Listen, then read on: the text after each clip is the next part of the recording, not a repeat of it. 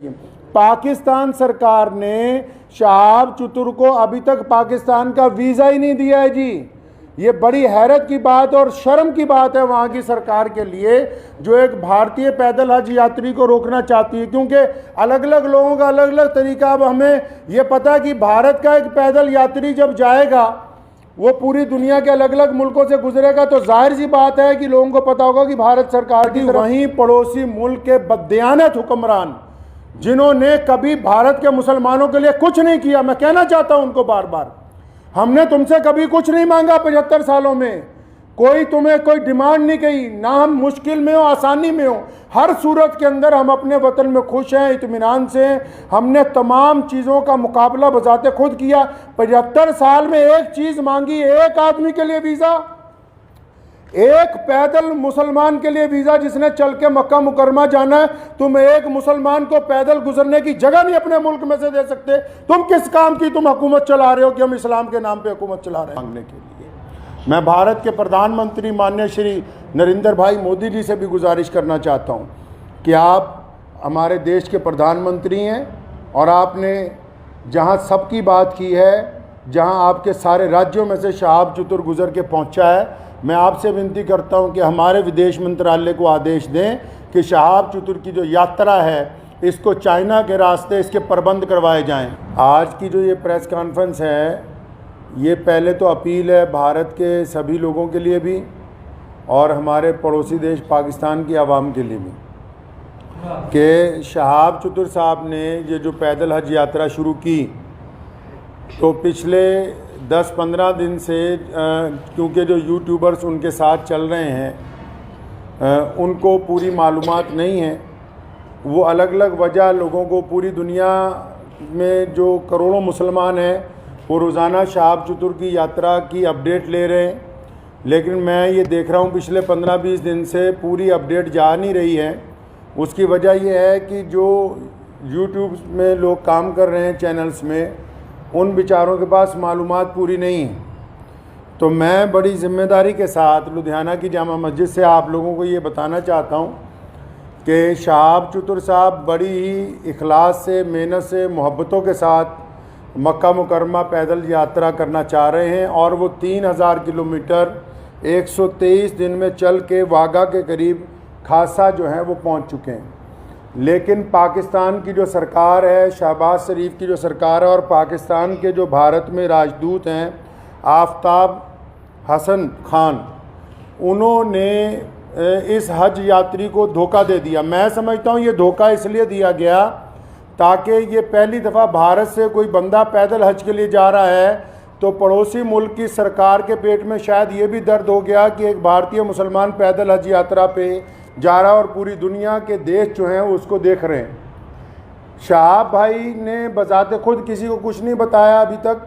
मैं अब तक, क्योंकि वो पंजाब, हम लोग पंजाब के रहने वाले हैं, भारतीय पंजाब के, और मैं उनसे अब तक 3-4 दफ़ा मिल चुका हूँ। मैंने पूरी बात जो उनसे मालूम की है, सारे डॉक्यूमेंट्स मैंने उनसे लिए हैं। तो ये बात बड़ी हैरत की खुल के सामने आई कि आप ये देखिए कि भारत सरकार ने और हमारी जितनी राज्य सरकारें हैं, जो हमारे सूबाई गवर्नमेंट्स हैं, जहाँ जहाँ से शहाब चतुर पैदल गुजरे हैं, हमारी सरकारों ने उनको प्रोटोकॉल भी दिया और सारे धर्मों के लोगों ने उनका जगह जगह स्वागत किया है। और पाकिस्तान जो ढिंडोरा पीटता है कि मैं इस्लाम का आलमबरदार हूँ, हम तो जी पूरी दुनिया में इस्लाम के मानने वालों के साथ चलने वाले हैं, उन्होंने शहाब चतुर को आज से 8 महीने पहले कहा कि आप यात्रा शुरू करें, आप जब वाघा के पास पहुँचेंगे तब वीज़ा देंगे। उन्होंने कहा अभी वीज़ा दे दो, तो इन्होंने कहा कि वीज़े की अवधि 3 महीने होती है। अगर आपको अभी वीज़ा दे देंगे तो 3 महीने तो आपने भारत में ही पैदल चलना है, तो जब आप वाघा के पास पहुंच जाओगे तो आपको वीज़ा दे देंगे। जो यूट्यूबर्स ये समझ रहे हैं और लोगों को ये गलत जानकारी दे रहे हैं कि सिक्योरिटी का मसला है, सिक्योरिटी के प्रबंध हो रहे हैं, कोई सिक्योरिटी का मसला नहीं है, कोई ऐसे प्रबंधों का मसला नहीं है, कोई उसके साथ कोई और आदमी वीज़ा लेने के लिए जाना नहीं चाहता। सीधा सीधा मसला ये है कि वो पाकिस्तान का जो एम्बेसडर है भारत के अंदर, उनकी नीयत में खोट आ गया। जब ये आदमी 3000 किलोमीटर का सफ़र तय करने के बाद यहाँ तक पहुँच गया है, तो उनको ये दिल के अंदर बात आ गई कि नहीं, इसको पाकिस्तान का वीज़ा जो है वो नहीं देना चाहिए। पाकिस्तान सरकार ने शहाब चतुर को अभी तक पाकिस्तान का वीज़ा ही नहीं दिया है जी।